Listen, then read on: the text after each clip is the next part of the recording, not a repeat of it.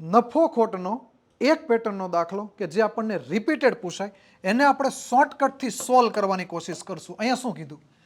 84 વસ્તુની વેચાણ કિંમત 105 વસ્તુની કિંમતની બરાબર છે. હવે એનો મતલબ કે આ એક લાઈન છે, શોર્ટકટમાં સોલ્વ કરવાનું છે. ધ્યાન આપજો થોડુંક. આ એક લાઈન છે, અહીંયાથી આ બીજી લાઈન શરૂ થાય છે, એ અહીંયા પૂરી થાય છે. હવે ડાયરેક્ટ તમારે રકમમાં જ ઠેકડો મારવાનો. કઈ રીતે ઠેકડો મારવાનો? અહીંયા જુઓ કે 84 વસ્તુની વેચાણ કિંમત કેટલી? 105 વસ્તુની મૂળ કિંમત જેટલી. કિંમત જેટલી એટલે મૂળ કિંમત જેટલી. તો આ જે સેન્ટેન્સમાં જે છે એટલે કે વેચાણ કિંમત છે એ કેટલું? 105. અને કિંમત એટલે કે મૂળ કિંમત કેટલી? 84 રૂપિયા. બસ દાખલો સોલ્વ.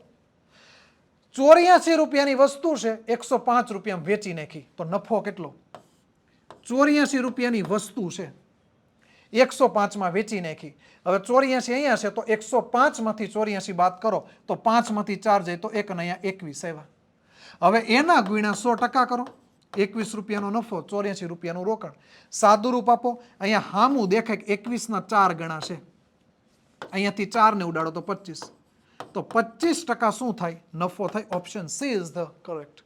તો ગણિતમાં અને સ્પર્ધાત્મક પરીક્ષામાં નવું જાણવા શીખવા માટે અમને એટલે કે વેબ સંકુલ ઓફિશિયલને ફોલો કરો અને આનો જવાબ ઉલ્લીન કોમેન્ટમાં આપો.